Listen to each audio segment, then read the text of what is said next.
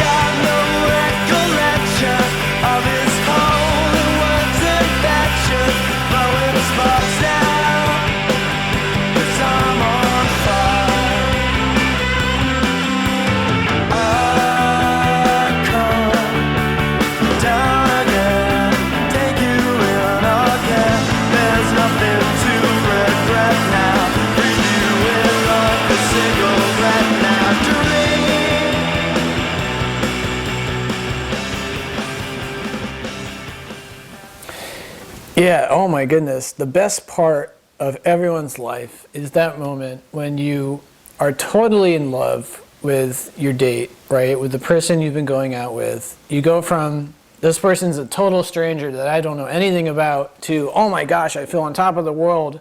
I can do anything. I can conquer the world. I can accomplish all of my dreams. I'm so inspired and I'm so on fire because you're there in my life and you give me that positive energy and that will to live and all those wonderful things that are sometimes, you know, hard to come by unless you're totally in love, right? This song is about the power of love, and oh my goodness, I miss that feeling, right? It kind of comes and goes in the sense of like, Usually it comes during the beginning of a relationship, and then it kind of sort of fades away over time, even if you spend your life with them. Or I guess I could be wrong about that. Maybe I haven't been in the right relationships yet. But anyway, so I love this song. It's just more ear candy, which is, I'll take more of that. But anyway, let's talk about track 3, which is called Carried. And I need my cigarettes when I write your number. It's the same thing every time I am free with your 6'9". And I need one simple clue, passing in your pissing room. It's the same thing anyway, green and doubt. The day you're away today, everybody knows it's you. Everybody blows it too. Oh yeah, oh yeah, oh yeah, it's coming on strong. Hypnotizing me this long.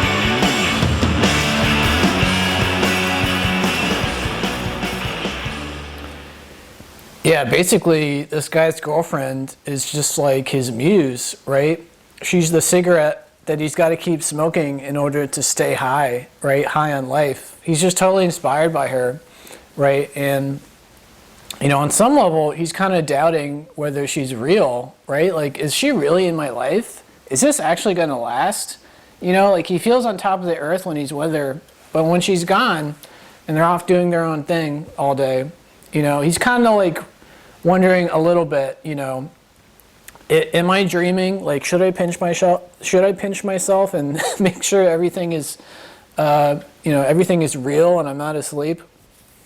So this poor guy, he misses his lady because she makes him feel on top of the world, which I can totally understand. So things seem to be going all right for them.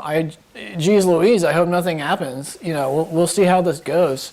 But anyway, let's talk about track 4, which was the big single off the album. You've probably heard it. You probably recognize it. It's called Sucked Out. Look around, could it bring somebody down if I never made a sound again? In your eyes, you've already spent my thighs, and you're rocking to the next big thing. Kissing the bride, 45 minutes aside. This was my dream, played out rockin' routine. Who sucked out the feeling? Who sucked out the feeling?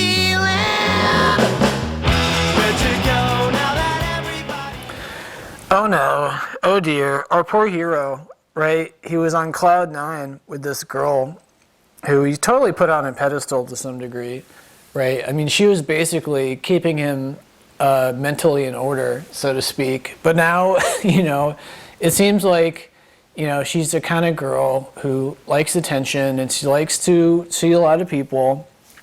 So this guy was just totally head over heels and didn't really understand the reality of what was going on here. So this woman, I'm sure she liked this guy and thought he was cute, and they slept together a few times, and she's young. She wants to experiment. She wants to live life. She doesn't want to be tied down to any one person just yet. So this poor guy, our poor hero, he's like, who sucked out the feeling? You know what I mean? Like, where did it go? Like, why did she stop? Why is she not in love with me anymore? Like, what the heck happened here? You know what I mean? But let's be honest, it's better for the Band-Aid to get peeled off quickly instead of over time, right? In other words, it's better for this relationship to end as soon as it did than for him to be facing this, like 5 years later after, they've been together for 5 years and suddenly she leaves him.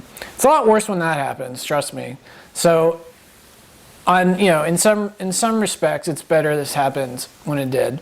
But this poor guy, our poor hero, So anyway, let's move along. We're going to skip to track 6 next, which is called Destination Ursa Major. I'm so sensitive to life. I may never get it right. All the bloody stupid miracles and lies. Guess it's up to you to have it exercise.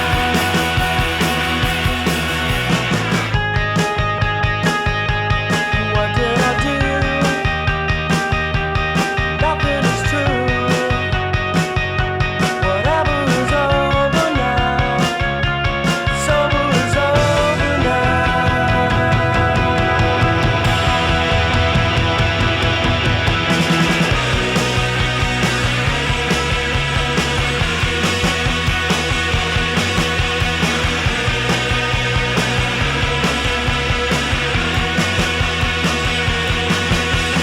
I may never get away.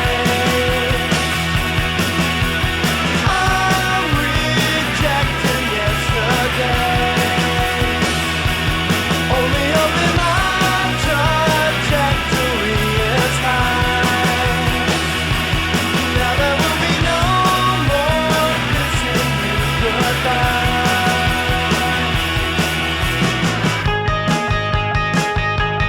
What did I do?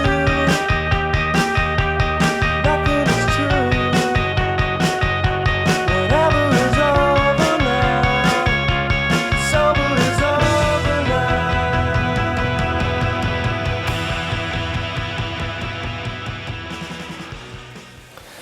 Yeah, our poor guy, man. He just doesn't understand what the heck happened to him, right? It sounds like he's just constantly thinking back on the relationship and wondering, like, should I have done that? Should I have not done that? Was it my fault?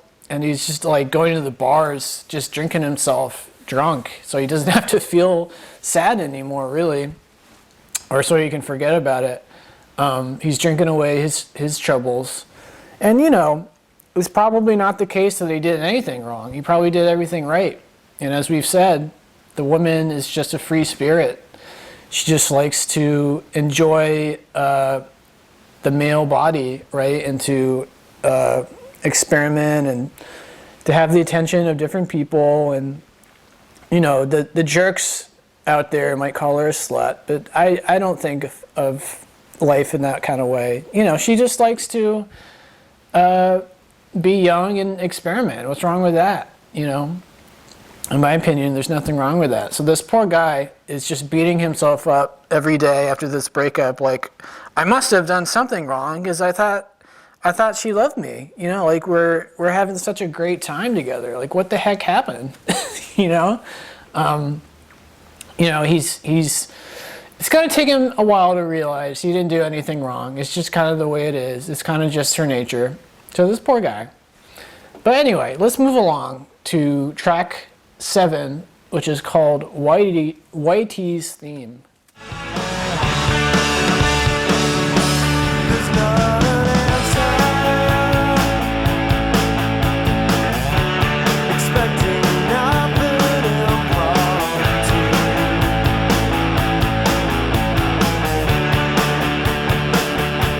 Oh, what's the answer? Something cures me when you do. Need food.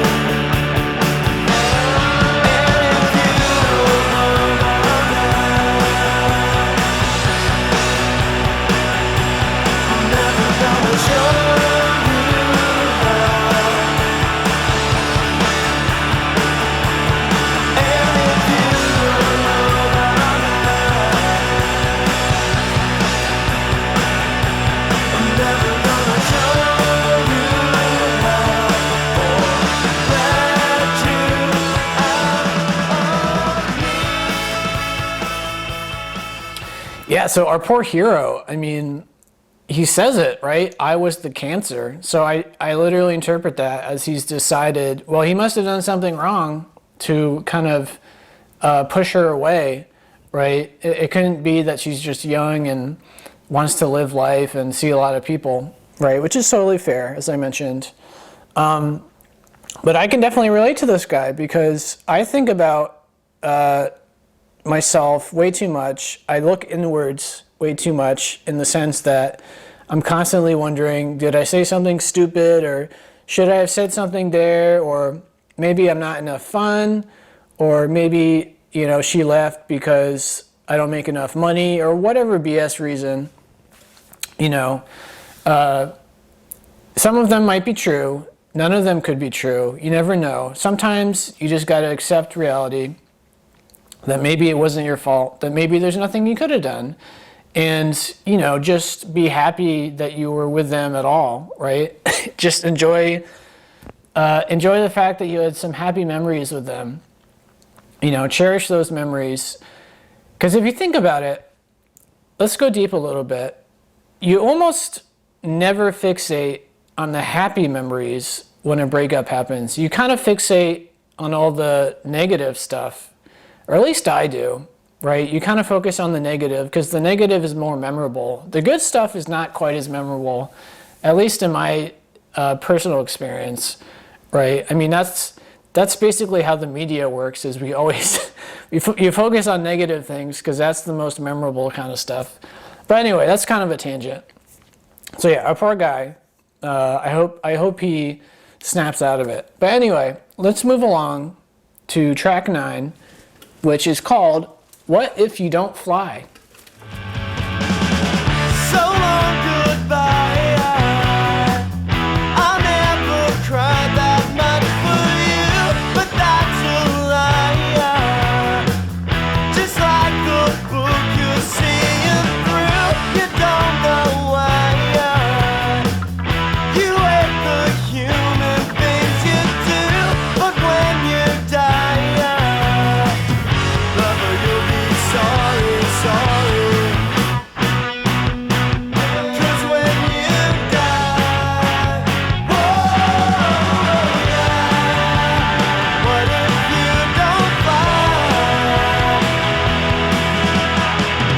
Your righteous life is only been a stifled chance to find out what that thing was for. So take a chance. You don't convince me anymore. You need a screw. You need to cast away your fly. 'Cause when I blew, all the erasure wasn't mine. What do you find? Okay, whoa. So I guess it's the same couple, right? But it sounds like the woman became really religious and the guy wasn't religious, and maybe you know, he wanted to like sleep with her and she was like, no, only until we're married, or whatever. Or maybe that plus she wouldn't do certain things because it was against her religion. So it sounds like this guy is totally frustrated because his whole stance on life is, well, do you really want to live your entire life under fear of God's wrath, right? You know, if you sin, then you're going to go to hell, that kind of thing. Do you want to live your whole life like that, and then die and then find out that there is no heaven, right? Because the way he puts that is, because when you die, what if you don't fly? You know, flying being kind of going to heaven is what I imagine. So the guy's perspective is like, you're basically wasting your entire life living under these ridiculous rules that were made 2,000 plus years ago, right? That have no bearing in modern society. I mean, even the Pope is constantly changing the rules, right? Gay marriage wasn't a thing until like a recent Pope said, oh yeah, you know, I talked to God and God was like, yeah, I guess that's fine. So now the Pope's okay with it, right? So you're basically living your life based off of this book, which changes anyway, this religion which changes anyway, according to modern standards. So he's just like, you know, I guess this is why she left him, and he's just thinking about it, and he's like, Really? This is why you don't want to be with me? Like, we did have a great time, right? It's just that, like, for some reason you became religious. Now he's just totally, ticked off about it. So our poor guy. But anyway, let's talk about our last clip, which is from track number 11. It's called N.A. Kicker. You can take your precious time, draining all my blood. If I ever make you mine, I wonder if I could. I could be a different trip, nothing but a buzz. Yes, I think I'm on the tip. I told you what it does.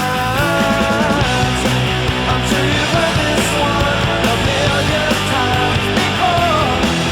You're the one I want to adore, and I can't shut it up anymore. I just hope it's not the comfortable, 'cause I can't daydream anymore.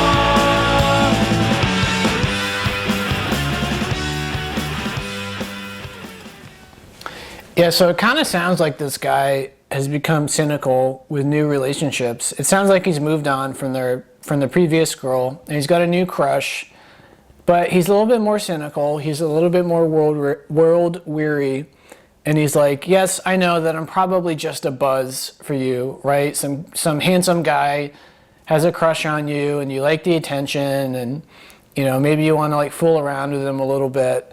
But it sounds like this guy, he's like, I'm head over heels for you. I don't want to just like beat around the bush anymore. I just want to tell you so we can get out in the open. You can just tell me straight up, do you want to be with me or not? Like, enough of this BS, enough of this daydreaming, right, is what he says. I don't want to keep daydreaming that you're going to be mine. I don't want to keep like prolonging this if you're just going to dump me like my ex did. Which is understandable, especially as you get older. It feels like there's not a lot of time for you to kind of just date for like 6 months, and you're not really sure what's going on. Are they going to be with you? Are you going to be with them? Like, there's a lot less time to kind of test it out, so to speak, right? When you get older, it's kind of like, okay, it's been a month. Are we together or what? Are we serious or what? Anyway, that's how I think about it. But yeah, so that's the last track I want to talk about from the album. I would say that the first side is definitely the better side. It's just hit after hit after hit. And the second half is pretty good too. Not quite as good as the first, but it's a very solid, very fun album. Lots of guitar hooks, lots of memorable songs. Sucked Out is a great single. It's an underrated power pop classic, in my opinion. But anyway, I hope you thought it was interesting. Feel free to let me know in the comments what you thought about it. And if you enjoyed the video, please like and subscribe. It would really help me out. But that's Superdrag for you. That's Regretfully Yours. Check it out and have a good one.